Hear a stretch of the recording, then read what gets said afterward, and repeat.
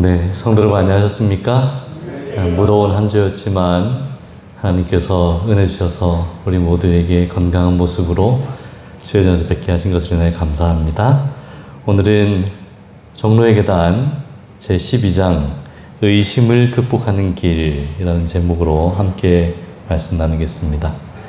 우리 먼저 로마서 1장 20절의 말씀을 한 목소리로 함께 읽겠습니다. 시작. 창세로부터 그의 보이지 아니하는 것들 곧 그의 영원하신 능력과 신성이 그 만드신 만물에 분명히 보여 알게 되나니 그러므로 저희가 핑계치 못할지니라. 아멘. 하나님의 능력이, 좀 다른 말로 하면 하나님의 존재에 대한 이해가 그가 만드신 만물에 분명히 나타났기 때문에 아무도 핑계하지 못하겠다고 하신 말씀이죠. 오늘은 우리가 신앙 가운데 있는 때로 생길 수 있는 의심들과 때로는 뭐랄까요, 불신, 이런 것을 어떻게 극복할 수 있는지에 대하여 함께 좀 말씀 나누려고 합니다.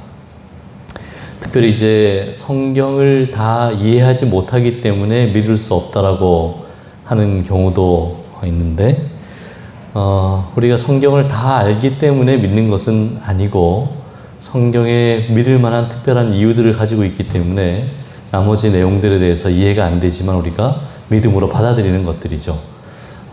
전혀 아무것도 이해가 되지 않는, 그러니까 뭐랄까요, 맹목적인 신앙을 하라고 성경은 가르치지 않습니다.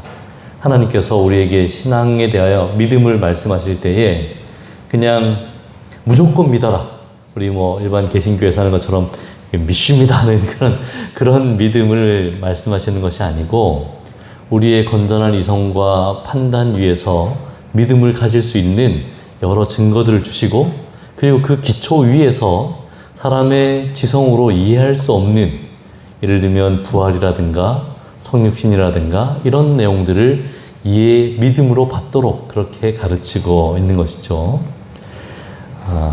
사단은 성경이 우리에게 주신 하나님의 기별이라고 믿는 믿음을 흔들어 버리고자 시도한다, 그렇게 이야기합니다. 그래서 끊임없이 의심하는, 마치 자기가 모든 것을 이해할 수 있는 사람인 것처럼 자기를 두고, 그리고 의심하는 그런 태도를 가진다면 우리는 말씀 가운데 진리를 발견하지 못할 것을 증언의 말씀이 이야기하고 있습니다.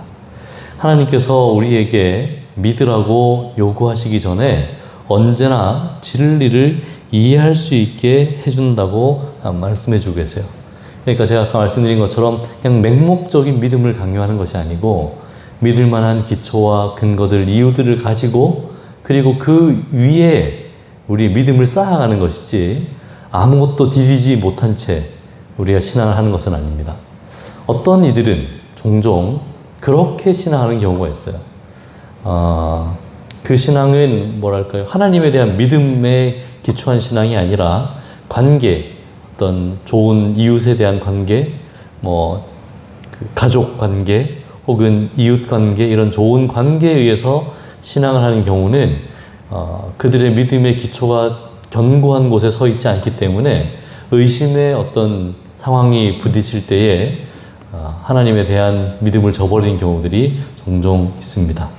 그래서 아까 처음 읽었던 말씀처럼 창세로부터 그의 보이지 아니하는 것들, 그의 영원하신 능력과 신성이 그가 만드신 만물에도 분명히 나타나 알게 된다고, 그래서 아무도 핑계하지 못하겠다고 사도 바울은 이야기했는데, 우리가 하나님의 말씀에 대한 확신을 가지는 여러 가지 방법 가운데 첫 번째가 천연계를 통해서 가지는 겁니다. 그래서 우리가 천연계에 나가서 여러 사물들을 살펴볼 때에 하나님이 계시지 않다면 이렇게 질서 있고 정말 아름답고 신묘막측한 일들이 일어날 수 없다는 것을 깨닫게 될 것이라고 이야기했죠.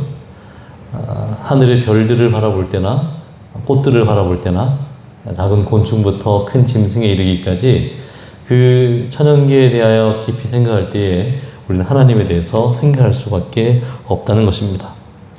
또한 성경을 통해서, 우리 성경 말씀을 통해서 하나님의 살아계심에 대하여 배우고, 특별히 예언을 통하여 우리는 하나님의 말씀에 대한 믿음을 가지게 되지 않습니까? 요한복음 13장 19절에 예수님께서 이렇게 말씀하셨는데, 지금부터 일이 일어나기 전에 미리 너희에게 일러둠은 일이 일어날 때에 내가 그인 줄 너희가 믿게 하려 함이다. 이렇게 말씀하셨습니다.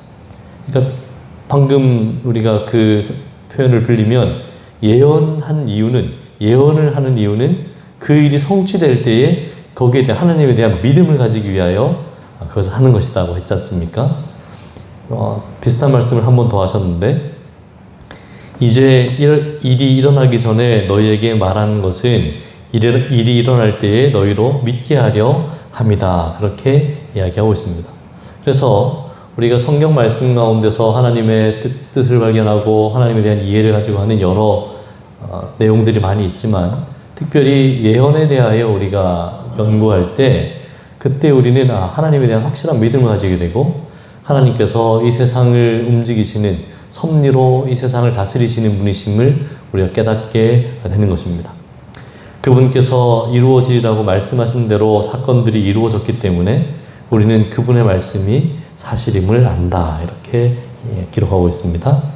그래서 우리가 성경을 보면 성경은 역사와 예언으로 되어 있는데, 다니엘 시대에 다니엘을 통해서 혹은 느부갓네살 왕을 통해서 예언하신 내용들이 있죠.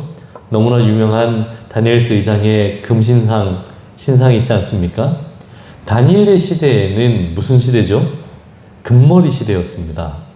그리고 은가슴과 동과 철, 그리고 철과 진흙이 섞이고 마지막에 하늘에 뜨인 돌에 의하여 신상이 무너지고 태산을 이루는 그 이후 은부터 마지막까지는 뭐죠? 예언이죠. 그러니까 다니엘 시대에는 하나님께서 예언으로 주셨는데, 지금은 그게 예언입니까? 역사입니까? 지금 역사예요. 뭐만 예언으로 남아있죠? 마지막 뜨인 돌이 그 신상을 쳐서 태산을 이루는 그 장면만 예언으로 남아있고, 나머지는 다 뭐가 됐습니까? 역사가 되었어요. 그러니까 다니엘 시대에는 예언으로 주어진 일들이지만, 지금 이 시대를 살아가는 우리는 철과 진흙이 섞이지 못하여 한 덩어리가 되지 못하는 것을 지금 보고 있는 역사가 된 시대에 살고 있습니다. 이것을 통해서 우리가 뭘 배울 수 있습니까? 그 시대에 예언된 모든 예언이 이제는 역사가 되어서 기록에 다 남아있으므로 하나님의 말씀이 그대로 성취되었다면 앞으로 남아있는 뭐도, 예언도 뭐가 될 것이다? 역사가 될 것이다. 이렇게 우리가 믿는 겁니다.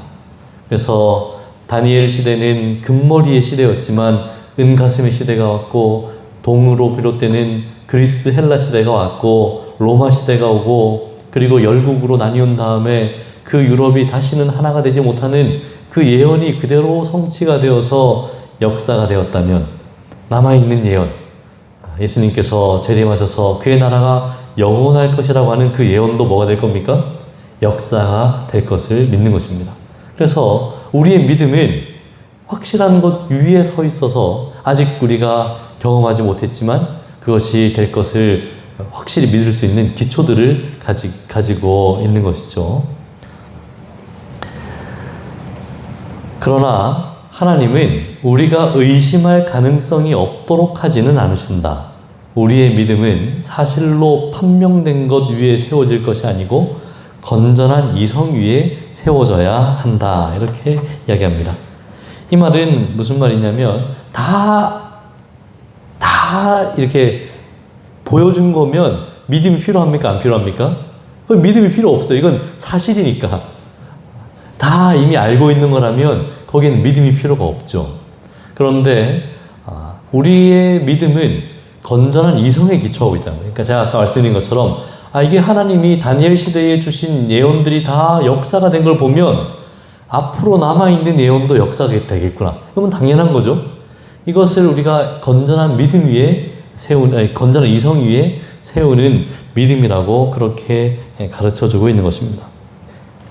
그래서 우리가 보여주면 믿을게. 그건 믿음이 아니죠. 보여주면 믿을게는 믿음이 아닙니다. 보여주기 전에 믿어야 되는 거죠. 아빠가 선물을 가지고 와서 오늘 너에게 좋은 선물을 준비했어. 그런데 아들이 보여주면 믿을게요. 그러면 그 믿음이 아니죠. 보여주면 이미 선물이 있는 거니까.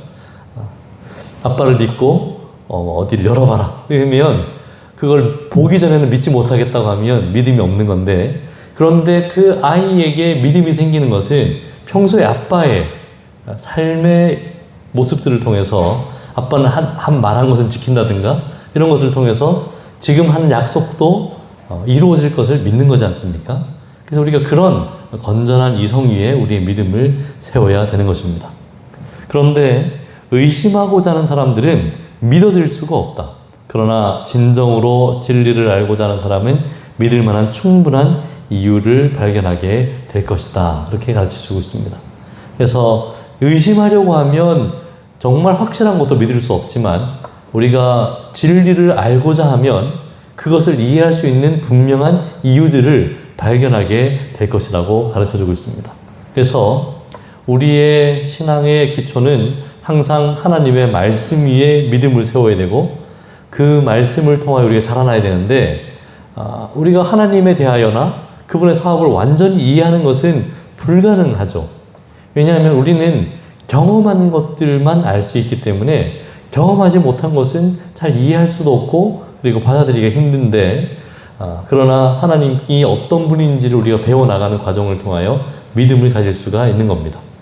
욥기 11장 7절로 9절에 내가 하나님의 오묘함을 어찌 능히 측량하며 전능자를 어찌 능히 완전히 알겠느냐.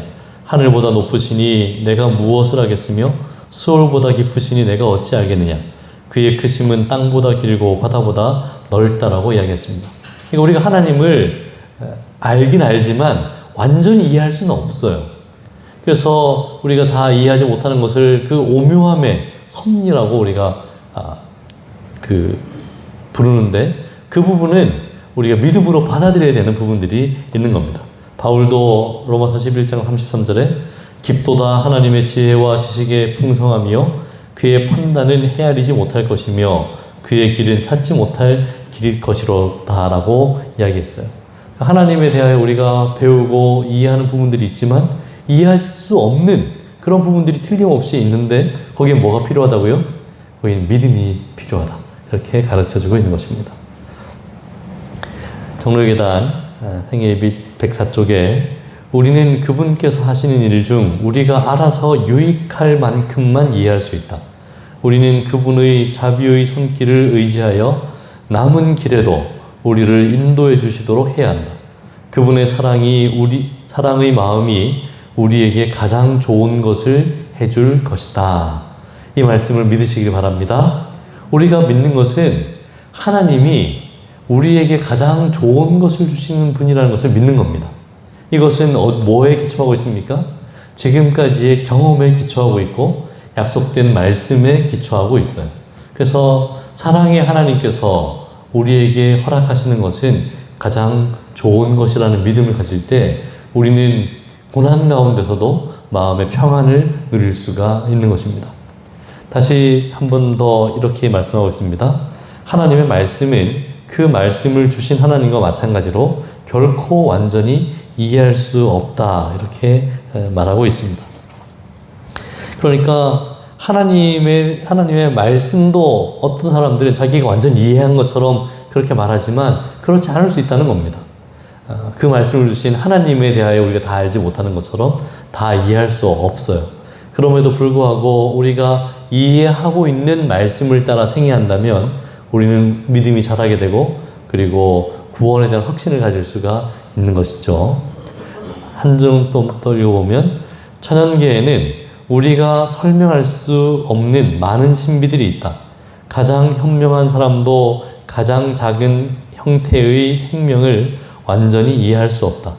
어느 곳에나 우리가 이해하지 못하는 경이로운 것들이 있다. 이렇게 설명합니다. 그러니까 우리가 늘 경험하는 천연계에도 야, 이건 정말 신비롭다라고 할 만한 것들이 많이 있지 않습니까?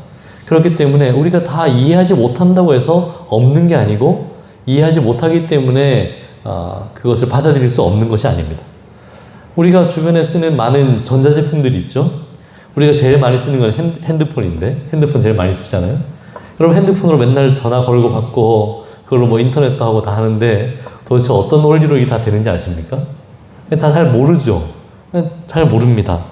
저는 사진 찍는 거 좋아하는데 사진을 사람을 찍으면서도 결과물이 나오는 건 알지 도대체 무슨 원리로 이렇게 빛이 어떻게 들어와가지고 그 좁은 구멍으로 들어와서 사진이 찍히는지 잘 몰라요. 저 큰 쇳덩어리가 어떻게 하늘을 나는지도 과학자들이 아무리 설명을 해도 잘 모르겠어요. 근데 내가 이해할 수 없다고 해서 없는 건 아니고 다 있는 거지 않습니까? 요새 가장 핫한 주제가 반도체인데 전 세계가 반도체 이야기만 하고 있잖아요. 반도체라는 말은 도체도 아니고 부도체도 아닌 반도체란 말이거든요. 도대체 이게 뭔지 잘 모르겠어요. 모래를 고온으로 압축시켜가지고 결정을 만들고 거기에다 이렇게 새기면 정보를 저장할 수 있는 도구가 되는데 손톱만한 이 반도체 위에다가 어마어마한 양의 정보를 담을 수 있다고 그러잖아요. 도대체 거기에 이게 다 어떻게 들어가는가. 저는 옛날에 그게 제일 신기했습니다. 텔레비전을 틀면 채널을 바꾸면 방송이 다른 게 나오잖아요. 도대체 어떻게 공중에 그 전파들 가운데 그것만 골라서 내지? 너무 신기했어요. 물론 과학적인 다 설명들을 과학자들은 다 할 수 있지만 우리는 잘 이해할 수가 없잖아요. 그렇다고 해서 그게 없는 게 아니라는 거죠. 다 있고 존재한다는 겁니다. 만약에 우리가 늘 보는 것들 가운데서도 이렇게 이해할 수 없는 것들이 많이 있다면 영적 세계에서 우리가 설명할 수 없는 것들을 발견한다고 해서 그게 놀랄 일이냐? 그렇지 않다는 거죠. 그러니까 눈에 보이고 직접 만지고 이렇게 사용하면서도 잘 모르는 것이 있다면 영적인 세계에서 이해가 안 되는 부분이 있다고 해서 우리가 그걸 받아들이지 않거나 그것이 없다고 말할 수 없는 것입니다. 그래서 우리는 하나님의 말씀을 받을 때에 우리가 이해하는 만큼 받으면 되고 그리고 이해할 수 있도록 하나님께 기도함으로 또 새로운 이해를 가지게 되고 그리고 내 인간의 이해로 미처 이해되지 않는 것은 믿음으로 받으면 되는 것입니다. 그런데 많은 사람들이 그걸 다 이해하고 해석하려고 해요. 베드로가 그래서 뭐라고 이야기했습니까? 또 그 모든 편지에도 그 모든 편지는 바울의 편지를 말하거든요.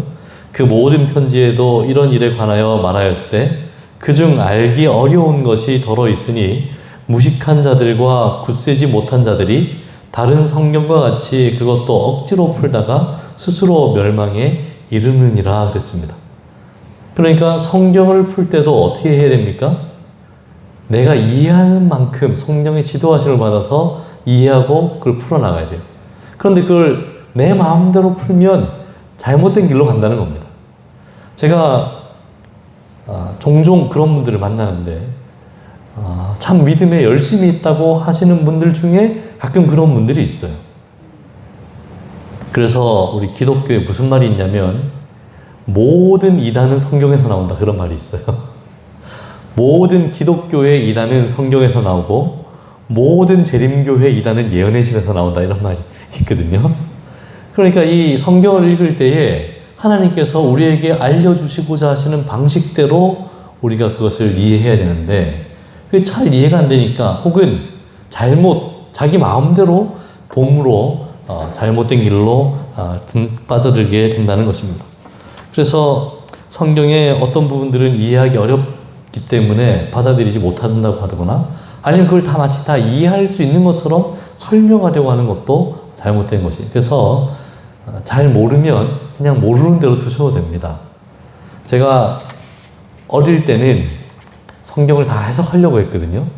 이제 그 목회를 처음 나와가지고 누가 이렇게 물어보면 마치 목사님은 모르면 안 될 것 같으니까 그걸 다 설명하려고 했었어요. 근데 제가 좀 나이가 좀 더 목회를 좀 더 하다 보니까 이게 목사도 모를 수 있는 거지. 그래서 어떤 분이 물어보시면 제가 잘 모른다고, 대신 제가 한번 찾아보고 연구해보고 알려드리겠다고 그렇게 대답하는 경우가 좀 많아졌어요. 그러니까 얼마나 마음이 편한지, 내가 모르는 걸 마치 아는 것처럼 설명하려고 하다 보니까 잘못된 설명하는 경우들이 있는데, 모르는 것은 모르고, 그리고 내가 미처 공부하지 않아서 모르는 것이라면 좀 살펴보고 찾아보고 알면 되는 것입니다. 그래서 우리가 성경을 연구할 때에 성경은 우리의 마음의 필요와 소원을 채워주는 진리를 단순한 방법으로 우리에게 소개해 준다. 이 진리는 가장 우수한 두뇌를 가진 사람들을 놀라게 하고 기쁘게 해준다. 그러나 가장 비천하고 가장 교육을 적게 받은 사람들도 구원의 계획을 이해할 수 있다. 이렇게 설명했어요. 그러니까 성경을 읽을 때 참 놀랍고 신비로운 것들을 많이 발견하고, 그렇다고 해서 배우지 못한 이들은 이해할 수 없는가? 그것도 아니라는 겁니다. 배우지 못하고 교육을 받지 못했어도 그 말씀을 읽을 때에 하나님의 구원의 뜻이 무엇인지 깨달을 수 있다는 거죠. 우리를 구원받게 해주는 하나님의 계획, 곧 구속의 계획은 성경을 통해 우리에게 펼쳐져 있다.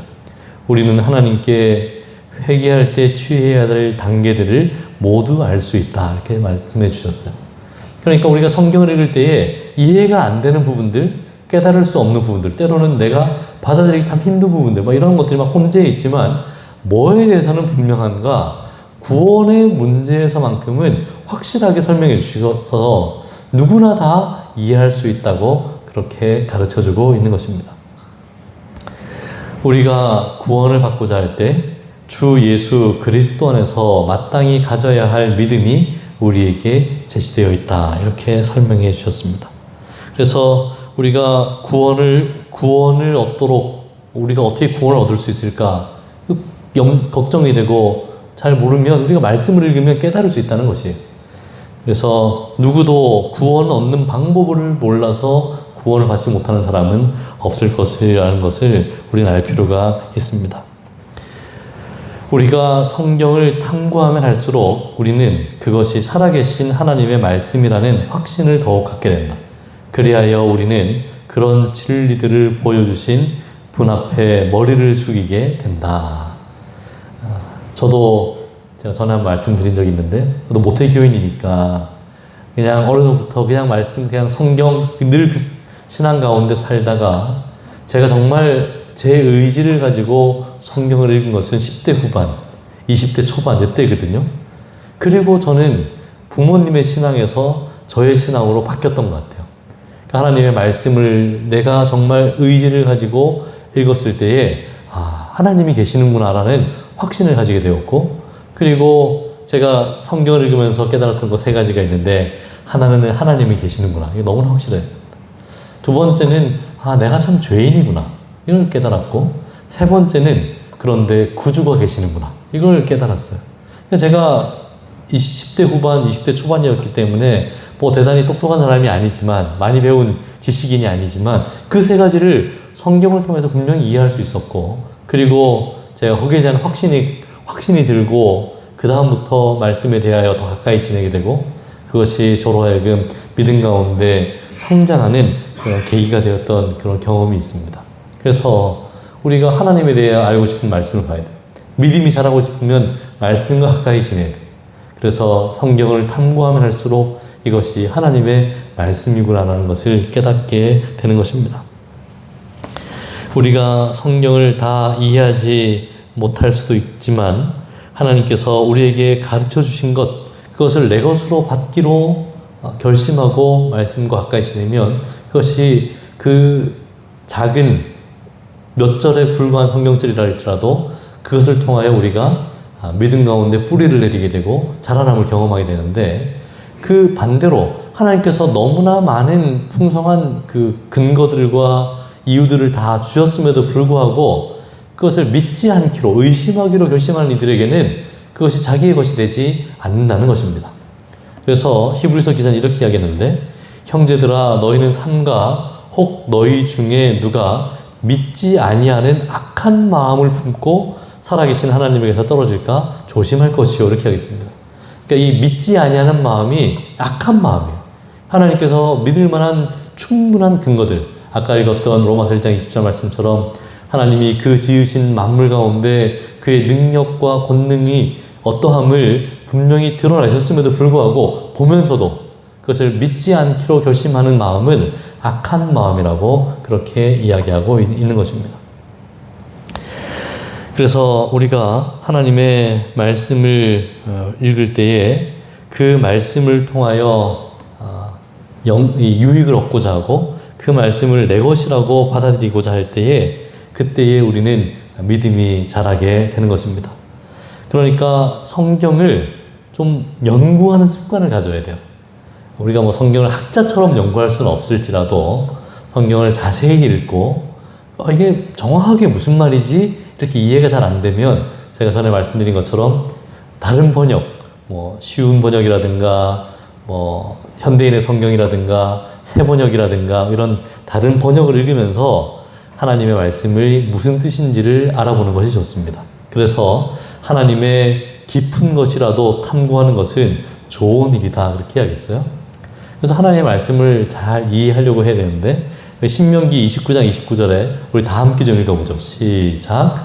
감추어진 일은 우리 하나님 여호와께 속하였거니와 나타난 일은 영원히 우리와 우리 자손에게 속하였나니 이는 우리에게 이 율법의 모든 말씀을 행하게 하심이니라. 감추어진 것은 그것은 오묘에 속한 것이니까 하나님께 속한 것이니까 우리가 이해할 수 없을지라도 하나님께서 우리에게 계시하신 것, 보여주신 것들은 우리가 우리에게 속한 것이므로 그것을 이해하기 위해서 어떻게 됩니까? 성경을 면밀히 연구하고 살피는 일이 우리에게 필요하다는 것입니다. 그러니까 성경을 읽지 않는 사람은 교회를 아무리 오래 다녀도 신앙이 자라지가 않아요. 그리고 성경을 읽어도 연구하듯 이것이 무슨 뜻인가 하고 자세히 읽지 않은 사람은 마치 수박의 겉을 핥는 것 같이 유익을 얻지 못하는 경우가 많이 있습니다. 재림교회는 큰 복을 받아서 예언의 신, 증언의 말씀이 함께 있잖아요. 그러니까 성경과 함께 증언의 말씀을 같이 읽으면 성경을 너무나 잘 이해할 수 있도록 설명하고 있기 때문에 우리가 누구도 이해가 안 돼서 우리가 구원을 못 받았다 이렇게 말할 수 없을 것입니다. 증언에는 이렇게 이야기합니다. 사단은 우리의 정신력을 성경 연구에서 분리시키고자 노력한다. 그렇게 이야기하고 있어요. 그러니까 사단은 우리가 성경에서 멀어지기를 바라요. 그러니까 목사가 하는 설교를 듣고 그렇지 아멘 거기서 끝나길 바랍니다.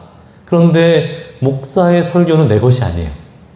여러분 학생들이 학교에서 선생님 말씀 맨날 듣잖아요. 수업 시간 맨날 듣고 만약 그렇게 해서 될 것 같으면 다 100점을 맞아야죠. 그런데 학교에서 수업 듣는 아이들이 다 왜 100점을 못 맞습니까? 선생님이 가르치는 게 다 자기께 못돼서 그래요. 그런데 이걸 자기 거로 만드는 방법은 뭐죠? 가서 교과서를 다시 한번 읽어보고 밑줄 치고 그리고 잘 모르면 참고서를 펴고 그리고 또 문제를 풀어보고 하면서 내게 되는 겁니다. 그런데 마치 들을 땐 다 아는 것처럼 설명을 들으면 다 아는 것 같으니까 그것이 내 것인 것 착각하는데 내게 아닌 경우가 많아요. 그래서 우리가 사단이 우리를 끊임없이 말씀에서 분리시키고자 할 때 우리는 말씀과 가까이 가야 되는 것입니다. 그런데 여기 문제가 하나 있는데 그게 뭐냐면 어떤 이들은 성경을 인용해서 엉뚱한 소리를 하는 사람들이 있어요. 우리가 잘 아는 것처럼 예수님께서 시험 받으실 때에 사단이 두 번째 시험에서 뭘 인용했습니까? 성경을 인용했어요. 시편에 이뤘을 때 그랬잖아요. 또 기록되었을 때 여기서 뛰어내리면 주의 천사들이 너를 지켜주겠다고 했잖아요. 그 성경에 있는 내용이거든요. 그런데 예수님께서 또 기록되었을 때라고 말씀하시면서 주 너희 하나님을 시험하지 말라고 이렇게 말씀하셨지 않습니까? 그러니까 성경을 인용한다고 해서 다 맞는 말은 또 아니에요. 그런데 어떤 분들이 성경을 자꾸 인용해서 마치 그것 자기의 주장을 하기 위해서 성경절들을 인용하는 경우가 있는데 그거는 잘못된 것입니다. 제가 여기서 한 가지 좀 부탁의 말씀을 좀 드리면 우리가 가끔 설교를 하거나 어떤 시간을 쓸 때가 있잖아요. 그때 주의해야 될 게 뭐냐면 내가 하고 싶은 말을 하기 위해서 성경절들을 찾아오는 경우가 있습니다. 그거는 맞는 말이라도 별로 좋은 방식은 아니에요. 그러니까 특별히 이제 저는 이제 늘 설교를 하는 목사니까 내가 이번 주에 이런 말을 좀 해야 되겠는데 교인들끼리 싸우지 말라고 해야 되겠는데 그러면서 성경책에서 싸우지 말라는 걸 다 찾아와. 그건 성경에 다 있는 거지만 사실 누구 말을 하는 거냐면 내 말을 하는 거거든요. 성경을 인용했을 뿐 내가 하고 싶은 말을 하는 거기 때문에 그렇게 좋은 방식은 아닙니다. 그런데 거기서 더 나가서 성경이 말하는 것을 잘못 적용해서 말하는 경우들이 너무나 많이 있어요. 성경에서 나왔다고 일컬어지고 있는 많은 사상들이 성경에서 발견되지 않는다. 그 사상들 중 어떤 것들은 성경이 가르치는 바와 전혀 다르다. 그렇게 우리에게 설명합니다. 그러니까 성경이 인용됐다고 다 성경적인 것은 아니라는 것을 꼭 기억하시기 바랍니다. 이 사람들이 왜 그런가? 이 구절에서 구절 이 문맥은 다 빼버리고 한 절만 딱 떼가지고 설교할 때 그래요.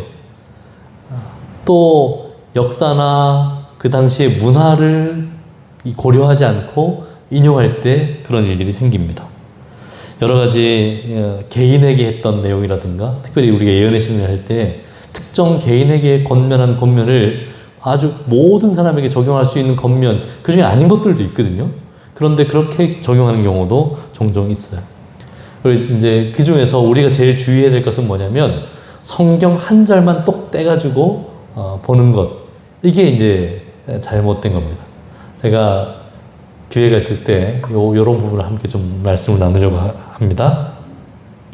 그래서 하나님께서 당신의 말씀의 진리를 당신의 백성들에게 끊임없이 펼쳐놓기를 원하신다. 우리가 이 진리를 받을 수 있는 길은 오직 하나뿐이다. 우리는 하나님의 말씀을 오직 그분의 성령을 통해서 오는 빛에 의해서만 이해할 수 있다. 이렇게 이야기했습니다.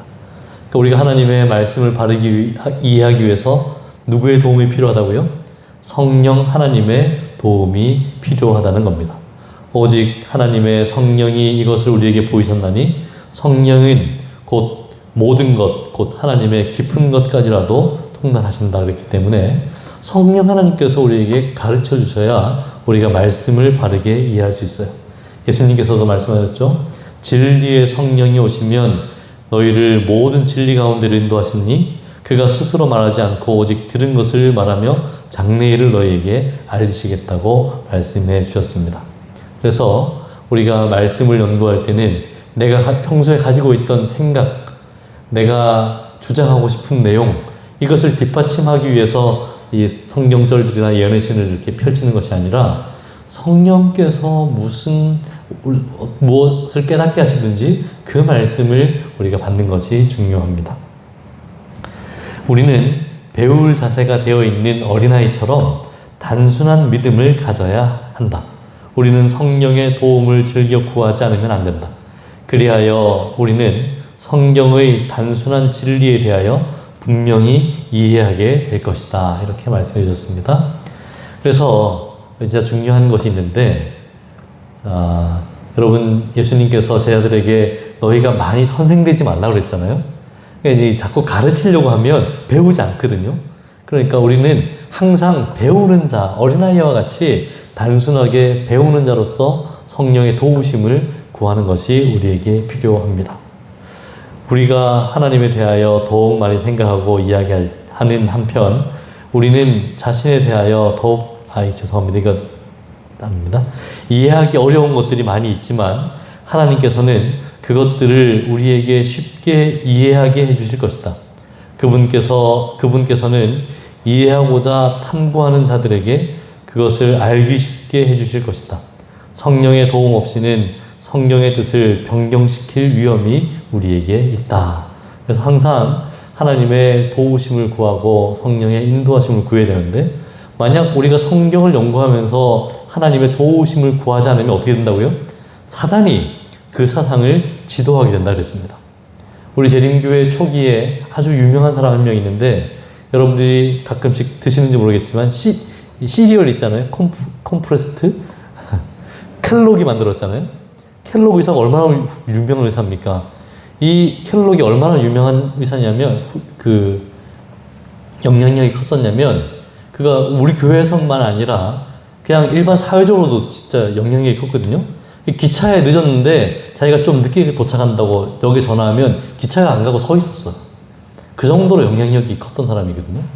그런데 그가 정말 말 그대로 성령의 하나님의 지도하심 없이 자기가 자기 판단대로 성경을 연구하면서 아주 잘못된 길로 가기 시작했고, 끝내 신앙을 떠난 것은 아니지만 완전 잘못된 신앙. 그래서 이 범신론에 빠져서 그가 뭐 책도 쓰고 막 그렇게 했거든요.